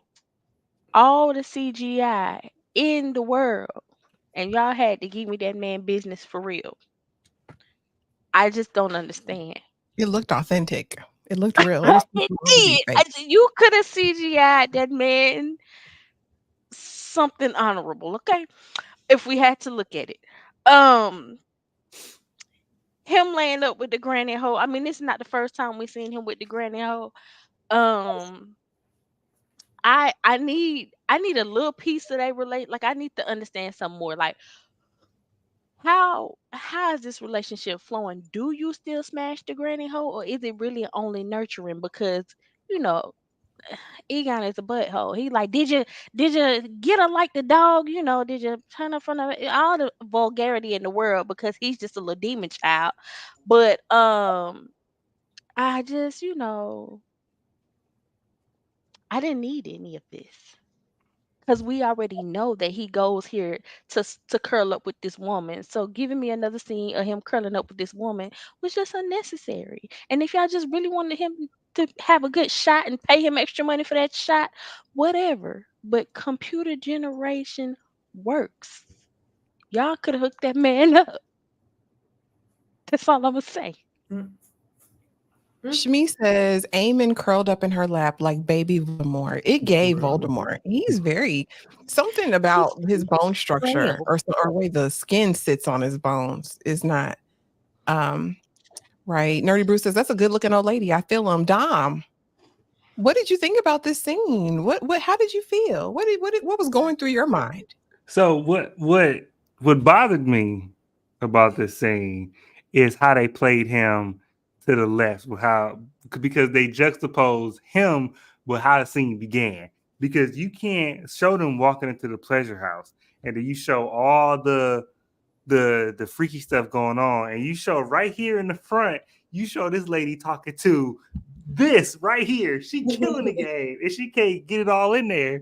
And then, and then on the other end of the spectrum, you show my man lacking like that. Don't you play with David like that? And I didn't have the subtitles on when I was watching, but it sounded like to me when he got up. At first, I thought he said, one whore is different than another whore. But I think what he said was one or is no different than the other or. Like saying that it doesn't matter who is in her, it doesn't matter because it's all the same. And I'm like, if he said that, Damon, go across the room. One or is not like the other or, because across the room, this lady's having trouble. She is fighting for her life to pleasure this man. And that's what they did dirty to me. If you just show Eamon like that, and it was like, well, that's what Westerosi men all look like. They all look like Greek statues. You know what I'm saying? If that was the play, I was like, hey, he look like a Greek statue. Let my man live. But you just showed me a daddy long leg. So I felt that was disrespectful to my boy. Because Eamon is like my third favorite character in the show. And so the disrespect on his name, and he had to get up and walk with his chest poked out. He shouldn't have to do that. He is a prince of the Seven Kingdoms. He shouldn't have to do that. Listen, he was proud. He was proud about his little. Well, you can't let him. You can't show him the weakness now. You can't show the shame. He cried. Yeah, he cried a blue tear when he left. He cried a blue pearl tear when he left. But you can't show him that. I thought, Kay. I don't really like Eamon that much, but I had to give it to him because his brother came in there drunk, picking at him for messing with his mom that he has to go visit when he feel like he need love. And he came in there and he said, I'm just gonna strap my stuff in front of everybody, and I'm gonna hold my head up high while I do, because I was waiting for him to put some pants on this whole time. I was like, are you going to grab a robe or a towel, put some trousers on? What are we going to do? Are we going to cover ourselves? And he was like, nope, I'm just going to, like the emperor's new clothes. I'm just going to walk right on and let y'all admire what it is that I have. He was proud. He was proud. Nerdy Bruce says maybe a grower, not a shower. And okay. He was, he said, I'm going to rock what I have, and y'all going to get all of this. And I dare somebody to say something about it. I want y'all to say something about me and my eye. But one of y'all say something. Say something. Anybody. They wouldn't dare. They wouldn't dare. See what the eldest head up high.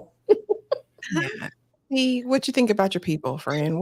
What's When this was my favorite scene of the episode, my favorite, the very best scene, because I love a good, equal opportunity nudity. I love that when there's men being nude on screen as opposed to women.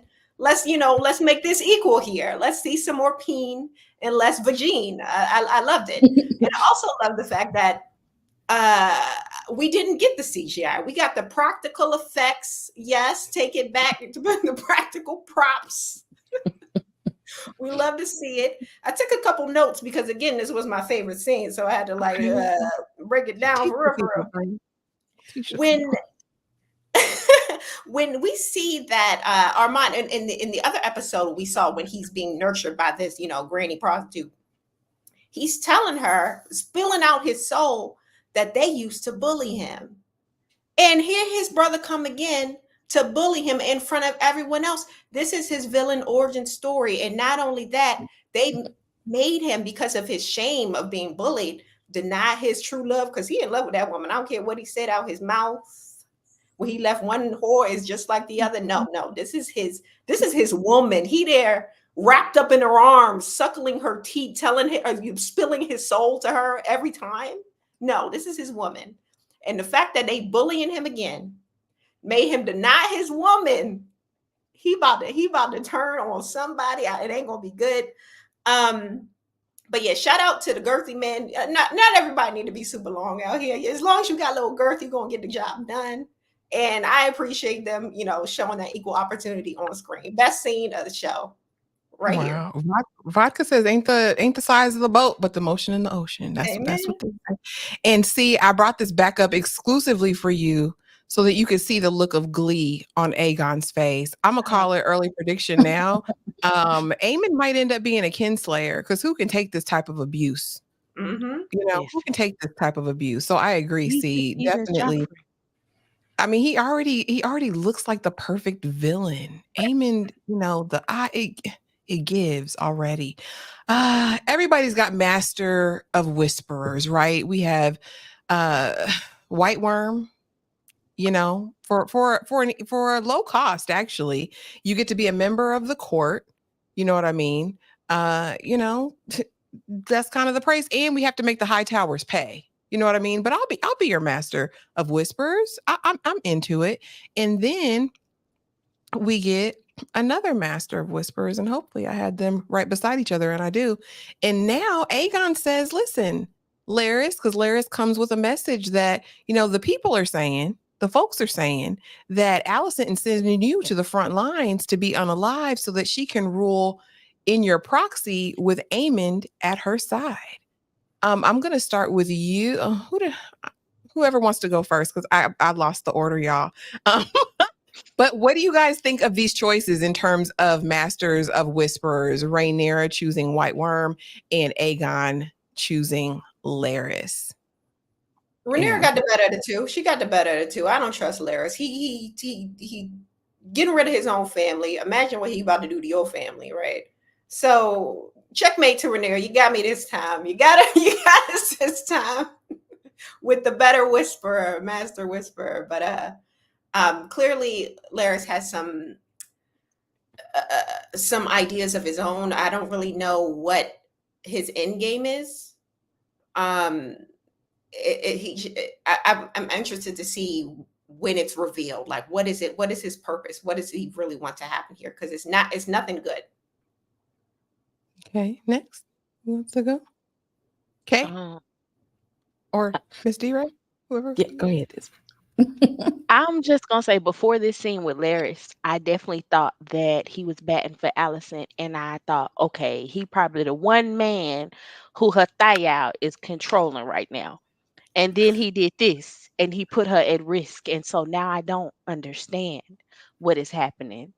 Um, so I'm like C said, I'm curious to see where his end game is because this not helping Allison. And the whole time I thought you was kind of in the allegiance with Allison, the way you was bringing back the tidbits and that, and then old girl with Rhaenyra, I just think she's out for blood, and I don't blame her. So she has aligned herself appropriately because Damon done made her mad, Otto done made her mad. She on the warpath, and I think that's gonna bode well for them on the black side.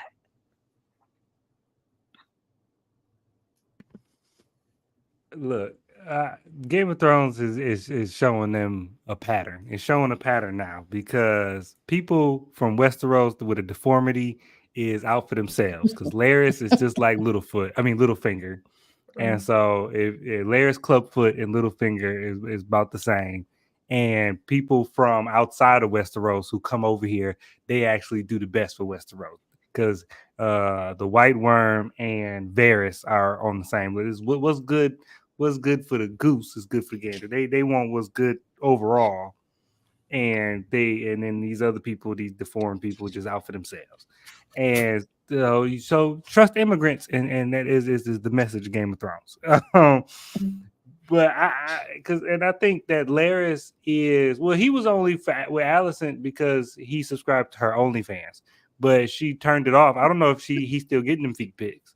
So if he's not getting them feet pics, ain't no loyalty. I'm gonna go over here to make my position better. And so, but I think that definitely Rhaenyra got the better deal because she got actually a loyal person. Because the way her court and her generals is moving, she needs some loyal people because they moving a little shiesty. Somebody need to help because Rhaenys is doing the best she can to keep them in line, but Rhaenyra gonna need some more help, especially if she don't step up no time soon. You muted. You muted. No, I was just saying I totally agree with that. And this was just my little side note. Aemon might take out Aegon. I mean, I don't know, something in me felt it, right? But now we are to the final scene. I think my final slide of the night, y'all. This is some bull. Do you hear me? This is what pissed me off about that episode. I really feel like, okay, because she's sitting there talking to White Worm and she says, I need to talk to Allison face to face. So it's not just enough to answer the dadgum crow. You got the message from Allison right back, Heffa. Why do I have to go infiltrate King's Landing to meet this person face to face? But anyway, they come up with a plan, virtually unaccompanied. The queen regent, really, I mean, by all legalities, and she's going to go on this mission to sit with Allison. And so where does she go? That no one's there. She goes to the church house. She's there every day. Fake piety again, She comes in there, her little one accompaniment sits on the curb, right? She goes in with a blade. Allison, I'll stick you if you say anything. Well, I could scream out, but you'd be gone before they get here. Girl, shut up. This was so stupid. And then the interaction and the exchange, y'all. If y'all liked Allison before, at this moment in time, you should realize and understand. You shouldn't. Okay. Because they get to talking, they get to rapping. You know what I mean? And Allison's like, listen, sis, your dad changed his mind. All right. He decided that this is not what he wanted. Aegon was the prince promised. And Rhaenyra says, huh? The prince promised? Repeat that. He said those exact words? Like they went back and forth a little bit. And Allison says, yes. And she says, he talked to you about the Song of Ice and Fire? Allison says, huh? Huh? Thought you read all the books, Allison. That's what you did in your spare time when you were a little girl, right? Learning all the houses and all the histories of the Seven Kingdoms. But anyway, she says, yeah, that's the Song of Ice and Fire. That's the prophecy. That was what was in the story. That's in the song. And she says, oh, well, no mistakes were made. Things are going to stand how they are. And that's just it, right? Dom, I'm going to start with you. I feel like you got a lot to say about this moment. Go ahead. Let us know. I mean, what was Alice? Tell me how you feel. I'm done. I'm not. So this was the most Scooby-Doo part of Game of Thrones I've seen ever in life. But because I'm sorry, I do got a lot. Because once again, Rhaenyra, because when we look at Aegon, and Aegon been wanting to get out here and get on the dragon, he want to get into it, and everybody with some sense. And even people with no sense been telling him, if you don't sit your ass down, you the king, you can't just be going out here like that. And we understand it because he's young, his son died. We understand the impulse. Rhaenyra is older. it's supposedly wiser, got people with sense all around her, and somehow she not only leaves the Dragonstone but goes to King's Land. How dare you go to King's Landing? It does not matter. I don't. Nothing about this makes sense. I understand from a behind the scenes standpoint how this happened, because when they was plotting out the season, they was like, we need them to have this conversation face to face. How we got there is not gonna make sense because we done wrote ourselves into a brick wall, because Rhaenyra, she sent you the letter. So I don't know why you would think responding to the letter would be weird. She the one who reached out to you. So respond. That didn't make any sense. And then we couldn't have figured out some neutral location. She couldn't have been taking a trip. Allison couldn't have been taking a trip somewhere out of King's Landing. We couldn't have been going to see, because you could have had Allison go see that son we ain't never seen, that Darren. She could have been going to visit Darren, and then Rhaenyra meet her somewhere in there. But to think that Rhaenyra went to the heart of King's Landing, dressed as a nun, went to church, and nothing happened is ridiculous. And then this conversation that happens, I know that it needed to happen because we needed the revelation to come, because we needed to really not like Allison. That was the whole point of this conversation. And so Allison no longer has plausible deniability, because the whole time she was like, well, I actually believe that, that I'm on the right path. And so we needed to take that away from her so we, the audience, could now not like her officially. And to me, it didn't even accomplish that fully, because if we're talking practically, there's no way. What is Allison going to do? We just spent an hour talking about how she ain't got no power. She putting all this mediocre cat on this man that's not doing nothing. She has no power. So if best case scenario, she left the church and was like, oh my bad, I was wrong. The best case scenario is they lock her in her room and be like, you don't speak ever again. Like, that's the best outcome. The worst outcome is they send her away, or God forbid they kill her. Like, there's nothing Allison can do to stop this ball that's already rolling. The genie's out the bottle, and she doing her best to steer it to nonviolence. She's not even really doing a good job at that. So from the show's perspective, I don't really blame Allison for being like, it's too late, because it's too late. I'm sorry, it's too late. We got to fight now. And I don't know what Rhaenyra thought was going to happen, because we got to fight now. And I guess that was my sentiment as well. Like, it ain't about you wanting war. War is upon you. War is at the doorstep. Daemon already got Harrenhal, because Kristen's already out there on a mission. Like, they're already rallying the troops. It's too late. But I do like that officially people did get to see the diabolicalness of one Allison Hightower. See, go on. See, I'm trying to figure out how it's Allison who diabolical, when she was the one who was trying to extend the olive branch for peace. And it's old Rhaenyra, old stinky booty behind, going to come around with them same old fairy tales. First of all, she didn't want this war, right? She reached out to her, like I said, and here come Rhaenyra going to pull a knife on her, for one, and talking about, oh yeah, I know you sent the letter, but the only way we can have peace is if you acknowledge me as the queen. Like, ma'am, what we already know that's not going to be the thing. Your father changed his mind, and from everything that Allison knows, that's what happened. He did say throughout his life, okay, Rhaenyra's his heir, but from his own words on the deathbed that she heard, she said her son's name. And now, if you're thinking about it from Allison's perspective, here come Rhaenyra, like I said, wielding a weapon, speaking about some prophecy that don't nobody know about, because again, this wasn't something not even Valera shared with Daemon. This wasn't like some well-known prophecy that everyone in the land heard about, and this is something that's well known. It was a secret prophecy, so it's not something that she would have been made aware of. So again, this crazy woman come wielding a knife, talking about prophecy this, prophecy that. Like, what are you even talking about, Rhaenyra? Like, why would you even come with this BS in my face like this? It makes no sense. And then she doesn't want war, but at this point, it's if Rhaenyra's not willing to give up the this whole heir thing that she has, right? Oh, I'm the heir.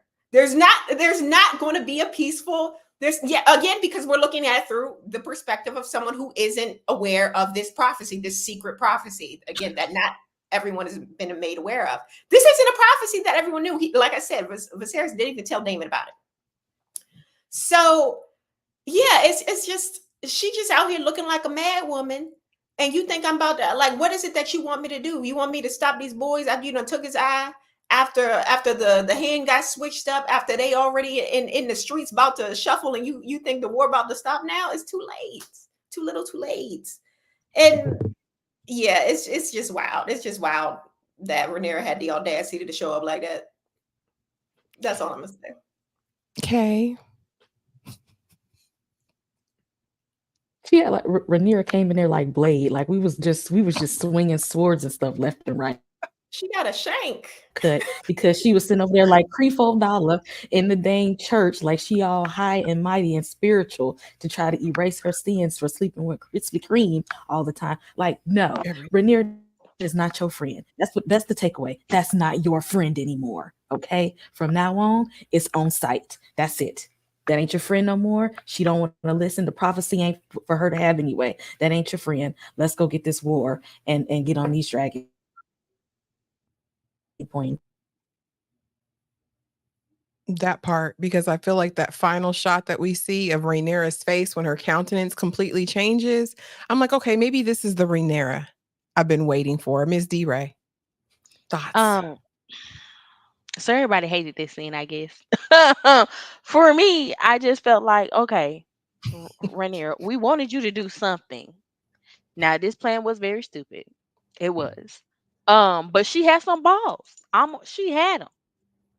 They had what's his name? They was Bigger than better than what we Amos. saw in Amos. Yes, she went in there like she was really finna do something, but I think she thought she was gonna play on some heartstrings because we were friends. We said at the tournament, like she needed to see it in her face and be like, "Girl, come on." And I think it was very much a desperation thing. But also, Allison, don't play stupid, girl.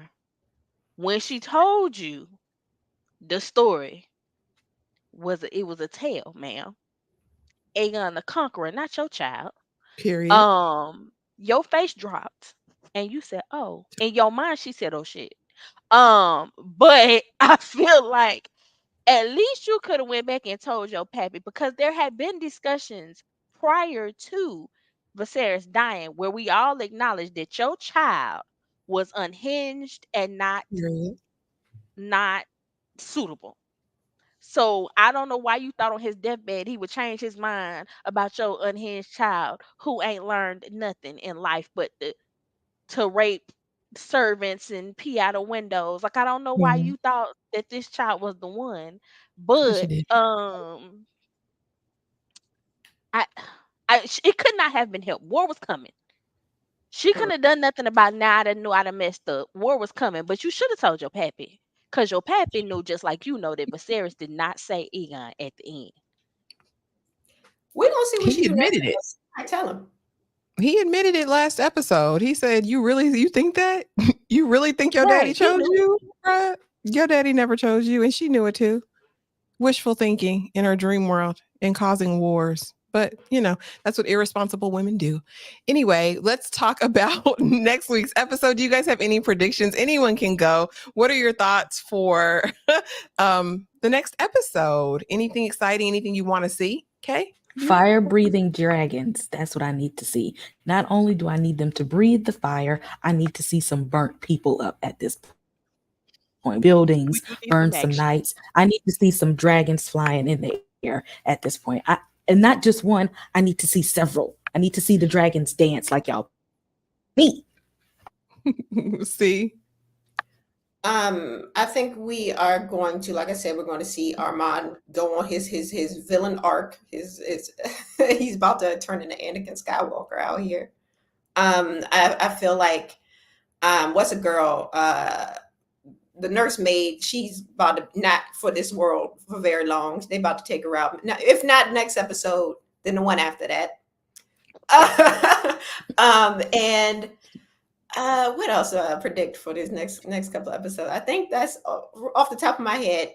Oh, I do feel like what's the boy's about to come back, the uncle who may not be the uncle, the one who may or may not be a Targaryen. I don't think we're ever going to find out if he is or isn't. But I do think he may be back in some capacity, maybe next episode or episode after. Okay, Miss D Ray. I need action at this point. But I also need somebody to get a word from Damon because he been gone. This gonna be the second episode that don't nobody know what he doing. I need somebody to get some information because we know he on stealth mode, but I needed to surface and some things to come of it. Um, but definitely the war has started, so I don't know if I want to see the dragons yet really blowing shit down because once they start that, it's really over. I mean, look at Game of Thrones. It didn't take but the dragon to come through and it was done. So I don't know if I'm ready for them to pull out the dragons and OG some folks. However, some intimidation. I'll take in the intimidation. I ain't ready for the crispy people yet. Give me some more lead up to crispy people. I want him. I want to see Ride the dragon from sun up to sundown like Daenerys. Like we just need to go a quick, puff puffs. I mean, they destroyed everything because Drogon was all day and all night riding around. We ain't got to do all that. Just get you a couple here and there. Let's go back and forth, and then let's call it a day. But we got time. Strategic. Dom. I don't know. I think with I think I agree that I think they're gonna wait on the dragons because I think before the dragons start doing dragon stuff, we got to get people in different positions because right now all of Team Green except for Otto is in King's Landing, and the dragon we're not finna have a dragon fight in King's Landing because then that's the end of it. And so I think we're gonna wait for some people like we might see something where like Kristen Cole and Churchman, he where they at since they out in the field, they might get into some dragonness. But I think the dragons for the most part are gonna hold out because once like we said, like they keep saying in the show, once the dragons get into the fight, we on another level now. Now is the dance of dragons and it's about to go left. And there's really no reining that in. We can't put that genie back in the bottle. But I do think either next episode, because it's what, 8 episodes in the season? Jesus. I hope it's more than 8. They only got I 8. think it's 8. Yeah. Oh, I'm So looking yeah, right now. next episode, because if it is 8, that means next episode is the halfway mark, which means we need a big set piece. We need a Battle of the Bastards. We need something on that level to like ramp everything up, and that's what I'm expecting. It doesn't really like this episode didn't really lead into that, like make me think that something like that is gonna happen. But I feel like if this is the halfway mark, then some need to happen. Yeah, if The there's baby 8 dragons can episodes, breathe some fire. they We can got to puff sit puff a whole ass. force. Exactly. Let the baby Oh, dragons do a little something. if it is 8, then somebody gonna die next episode. Somebody gonna Oh die. yeah. Yeah, yeah. it's 8 episodes because we normally get some excitement around this part. But you guys, that's what I have for the slide. Thanks everyone for coming and chatting and doing all the things. And don't leave yet if y'all are watching because I want to give everybody the opportunity to let us know what's going on their channel. And I'm going to start with UK. Let the people know what you got going on. Oop, you're Girl, you on muted, mute. sis. Always on mute. Yes, come on over, hit that subscribe button. Of course, we're talking Interview with the Vampire. Show up for the live tomorrow. It's going down. We have some reaction videos from Interview with the Vampire. We're talking about The Boys. I just put up a review for The Watchers and Tarot. Let's see, we got some throwback videos on there, some old school horror movies, underrated horror movies.